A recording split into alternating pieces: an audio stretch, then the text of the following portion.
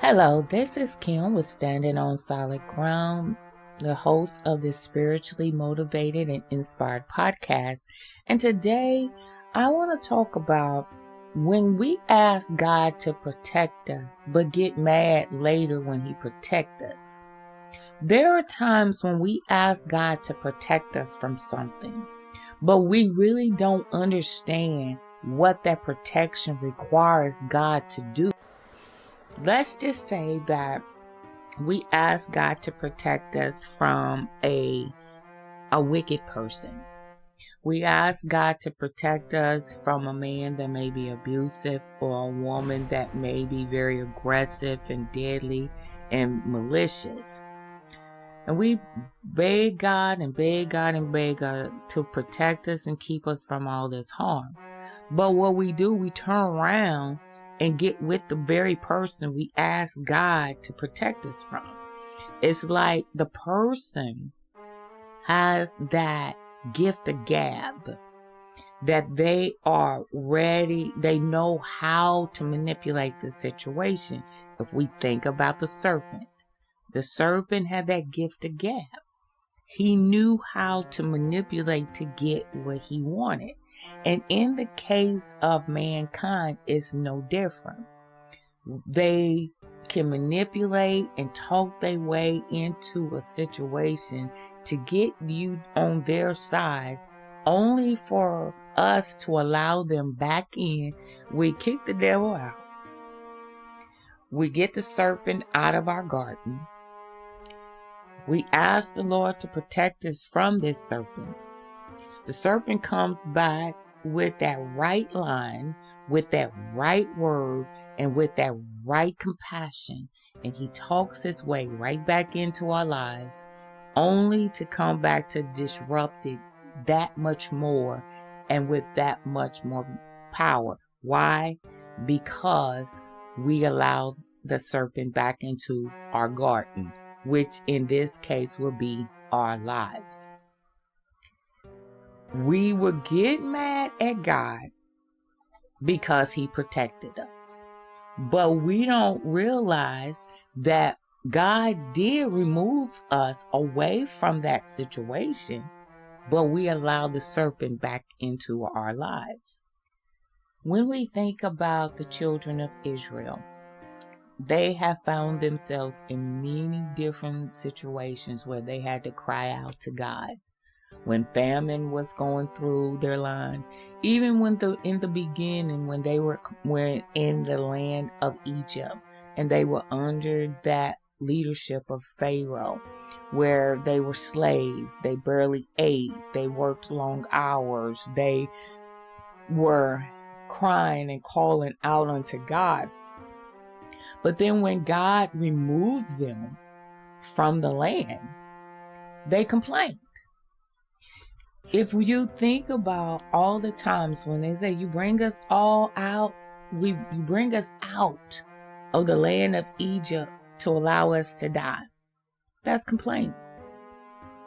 That is looking at God blessing you.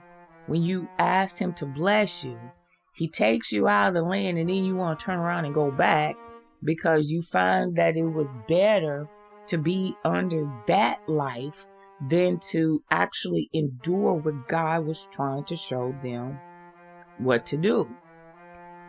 There are times in our lives when we do God the very same way. We'll ask God to get us out of a situation or circumstance, and we beg and we plead and we cry. The minute we get out, and the minute that we are what they will call it set free, we go and we find that same criteria as what we left.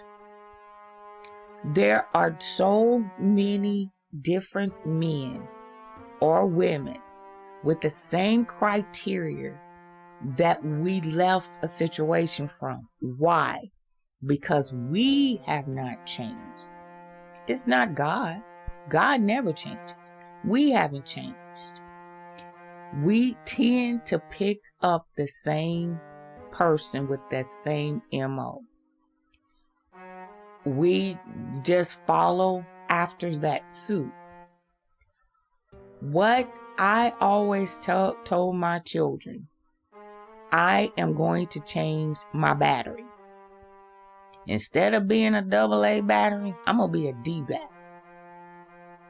Instead of being one brand, I'm changing my brand. In other words, I'm going to find something that is different than what I have been.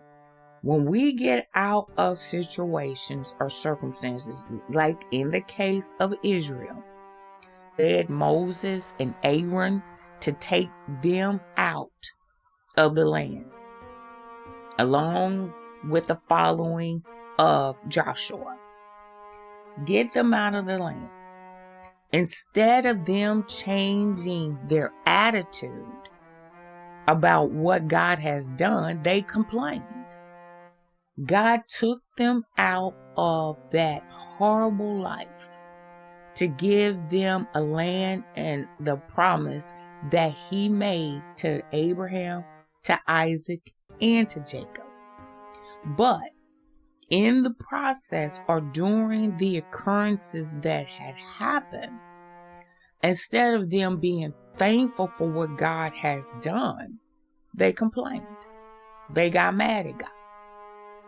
You bring us all the way out here for us to starve. You bring us out here so we'll get thirsty. You bring us out here so we can die. Well, God got fed up with them too. Aaron and Moses weren't the only ones that got fed up with him. God got fed up with them. That's why He left them in the wilderness for 4 years. Because their attitude, their demeanor. It's like God is look at all that I've done and give you manna out of heaven. I give you water out of a rock twice. Your shoes have never worn. Your clothes never tattered. I protected you from all the people that are trying, and you still complain. Do we do that today? Yes, we do. Because we don't look at the things that God has protected us from. We only focus on the things that is not quite right. We always are focusing on things that just don't quite fit the bill. We always find a way to get mad at God because we don't have the things the way we want them. We have the things only the way that God sees fits for our lives. When God takes us out of the situation, stay out of it. Don't go tipping your toes back in the water. If God has taken you out of the pond, don't go back to another pond. Don't go to another pond. I want to go to an ocean. It's more out there. There's more to offer. There's more that God can do with me in the ocean than He could in a pond. They always say that there are more fish out in the sea. Well, let me find the more fish. I'm not going to find much in a pond. I'm not even going to find that much in the lake. I might find a little bit, but not much. But let me go out into the sea or into the ocean. Let me see what I can find out there. Jesus told the disciples to go cast their net out into the deep. What they were doing, they were fishing in the shallow waters. And the more they fished in the shallow waters, guess what? The less they caught. But when they cast their net out into the depths of the sea, you know what? They had more than they can handle. Why? Because God is tired of us being safe on the land. He's tired of us not trusting Him out in the midst of the sea.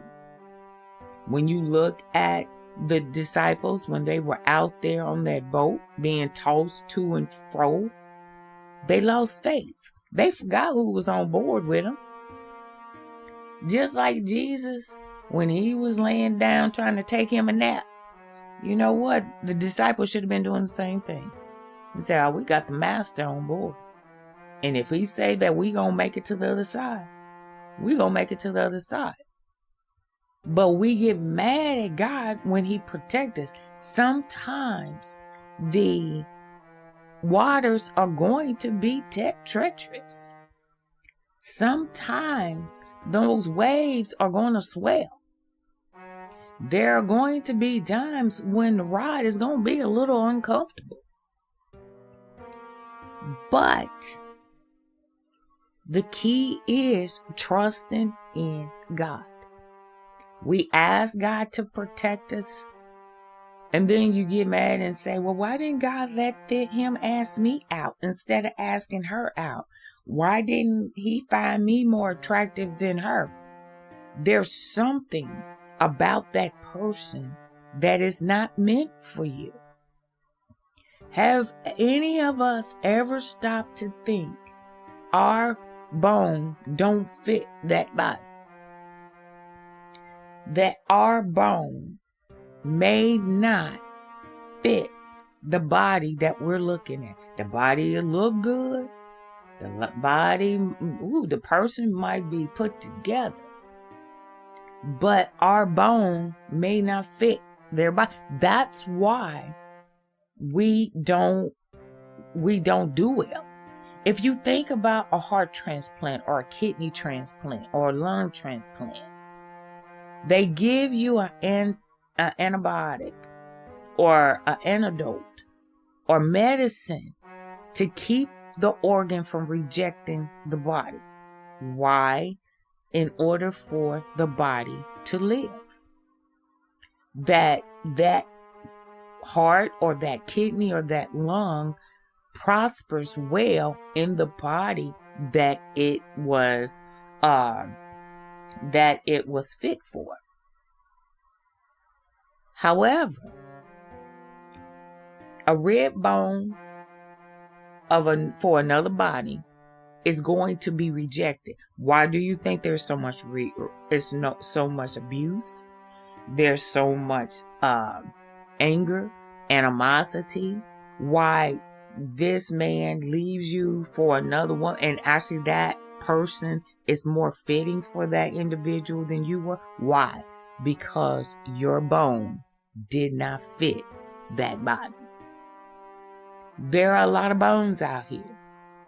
If you look at a skeleton, you run up on a skeleton, you try to put the bones to that body, the ribs and some of the bones might be a little longer, some of them might be a little shorter, some of them might be a little wider, a little thinner. Every bone don't fit everybody. And so when God blesses us to be out of a situation, be thankful we're out.